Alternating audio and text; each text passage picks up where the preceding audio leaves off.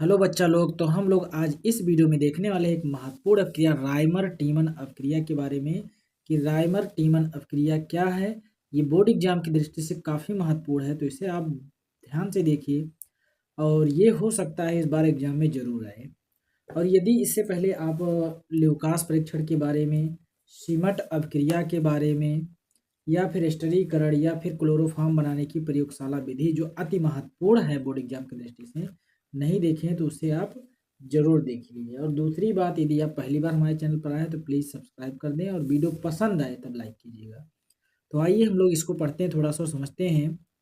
इस अभिक्रिया में जब फिनाल का 67 डिग्री सेल्सियस ताप पर, जो फिनाल होता है उसको 67 डिग्री सेल्सियस ताप पर जलीय सोडियम हाइड्रोक्साइड की उपस्थिति में, जलीय सोडियम हाइड्रोक्साइड NaOH जो होता है सोडियम हाइड्रोक्साइड की उपस्थिति में क्लोरोफॉर्म के साथ कराया जाता है। क्लोरोफॉर्म जो होता है उसके साथ कराया जाता है। क्लोरोफॉर्म का सूत्र होता है CHCl3, ठीक है, कराया जाता है। तो जो उत्पाद प्राप्त होता है उसका जल अपघटन कराने पर, उसका जल अपघटन कराने पर बेंजीन वलय के अर्थो स्थान पर, बेंजीन वलय जो होता है उसके अर्थो स्थान पर एल्डिहाइड समूह उपस्थित हो जाता है।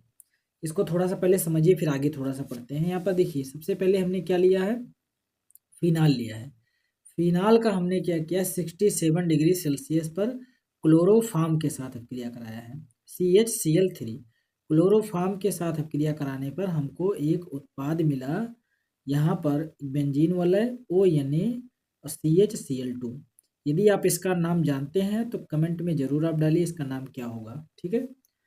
और उसके बाद में जो ये उत्पाद बनता है, इस उत्पाद का जल अपघटन करा देंगे। क्या कराएंगे, जल अपघटन कराने पर, यदि इसको हम लोग देखें ध्यान से तो इसमें थोड़ा सा चेंजिंग होता है कुछ, जैसे यहाँ पर NaOH बाहर निकल जाता है और NaH जो है जुड़ जाता है और 2NaCl बाहर निकल जाता है।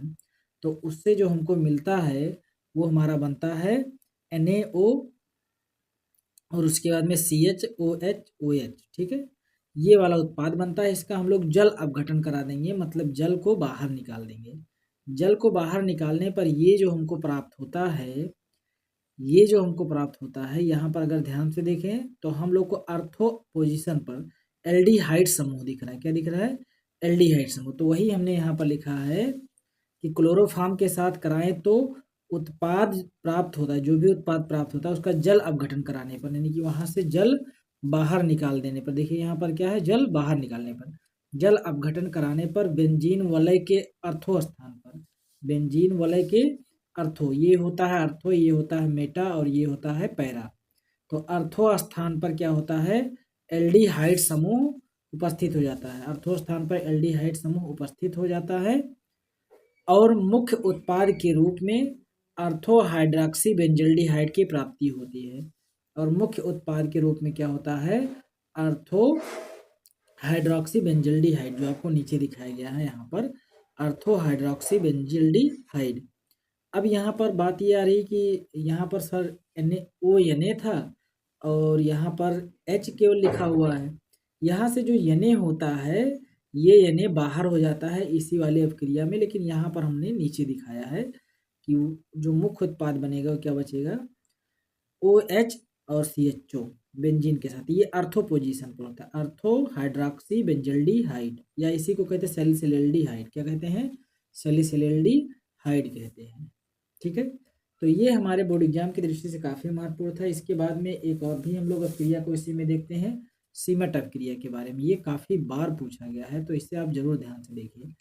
सबसे पहली बात लिखा है सीमट अपक्रिया, जब एसिटिक अम्ल की अभिक्रिया सांद्र H2SO4 की उपस्थिति में हाइड्रोजोइक अम्ल के साथ कराया जाता है तो प्राथमिक एमीन प्राप्त होता है। हमको देखो बोर्ड एग्जाम में इसी तरह सेम टू सेम लिख के आना है कि जब एसिटिक अम्ल की अभिक्रिया सांद्र H2SO4 की उपस्थिति में हाइड्रोजोइक अम्ल के साथ कराया जाता है तो प्राथमिक एमीन या 1 डिग्री अमीन प्राप्त होता है। यहाँ पर प्राथमिक अम्ल लिखा है, यहाँ अम्ल नहीं होगा, अमीन होगा। प्राथमिक अमीन होगा या 1 डिग्री अमीन, या फिर जो कार्बन चेन में लगा हो उस अमीन को बोलेंगे।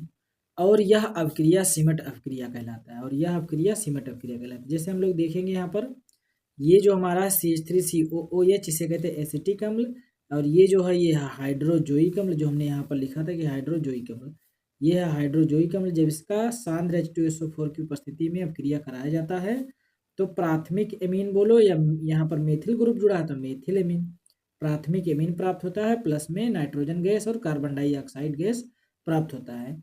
यह सिमट अपक्रिया भी बार बार बोर्ड एग्जाम में पूछा गया है, तो इसे आपको जरूर ध्यान से देखना चाहिए। इसके बाद में आता है एस्टरीकरण। क्या आता है?